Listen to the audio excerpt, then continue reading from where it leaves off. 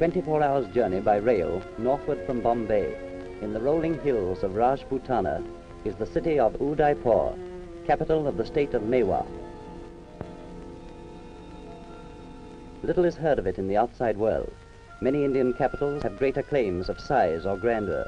Many are wealthier by far, but none can boast a prouder heritage.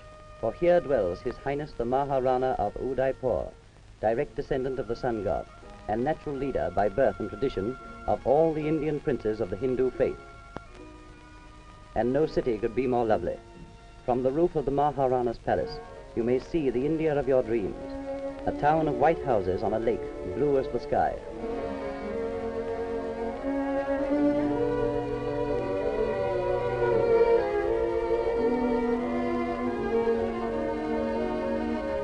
Udaipur is surrounded by a strong defensive wall, which in the 16th century barred the way of the Mughal emperors in the great Mohammedan invasion.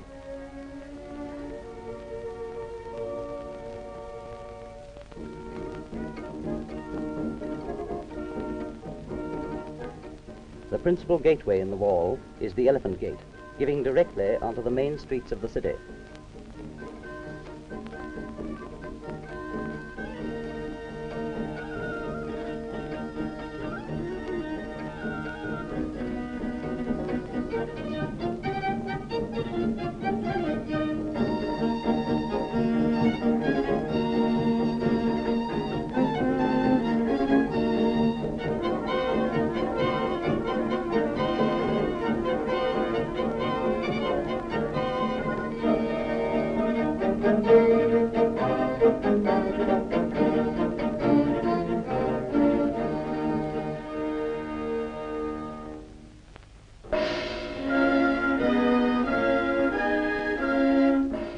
In the center of the town is the massive temple of Jagannath, its towers elaborately carved with the figures of animals by craftsmen of long ago.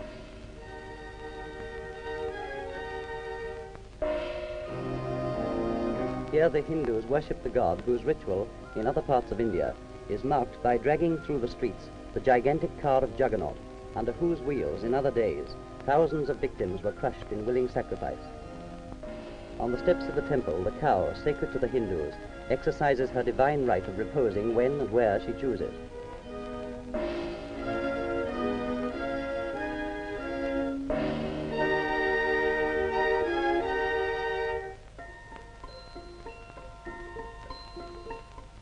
Here too we find the sadhus, professional holy men, each with his pitch close to the temple, passing the sunny days in a pleasant stupor of contemplation, and relying for their livelihood on the charity of the faithful.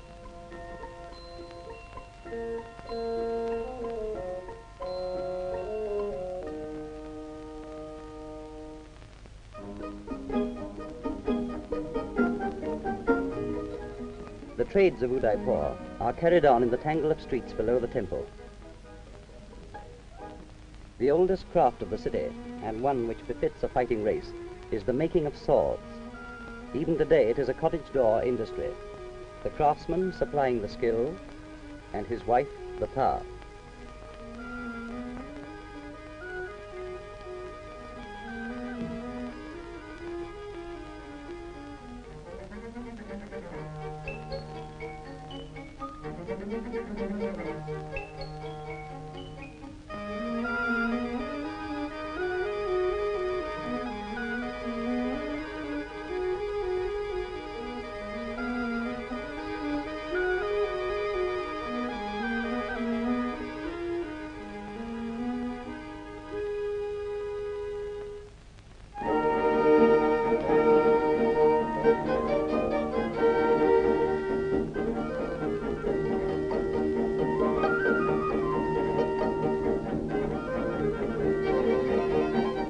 Then there are the silversmiths, doing a prodigious trade in bangles, anklets, and earrings of Indian silver, heavily wrought.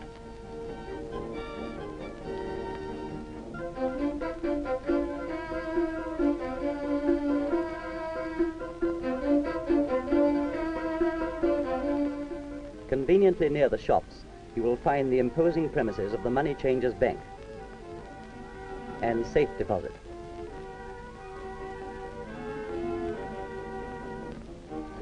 Really large sums, of course, are kept in the strong room and only produced when a big deal is contemplated.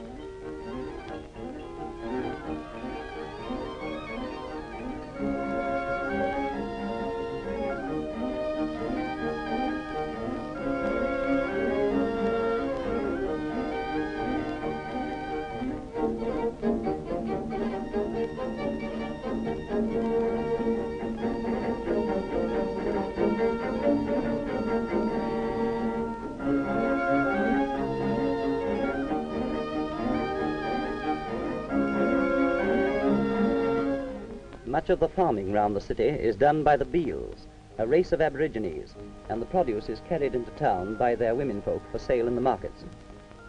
The many anklets worn by this woman are not a sign of vanity, but of safety first. They protect her against snake bite while working in the fields.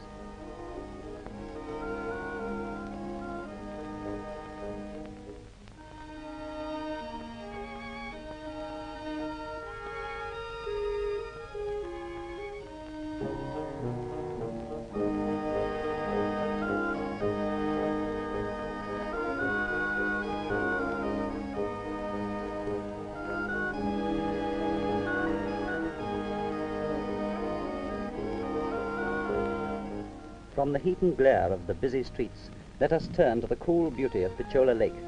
The softest charm of Udaipur is in this lovely stretch of water, created 200 years ago by the damming of a stream.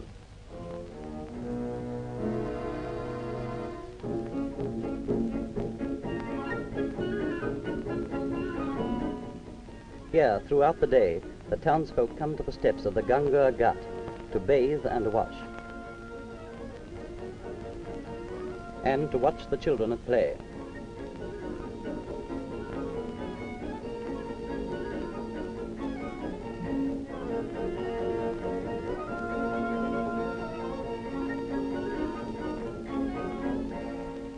Down to the lakeside come the water sellers with their patient oxen to refill the leather water bags.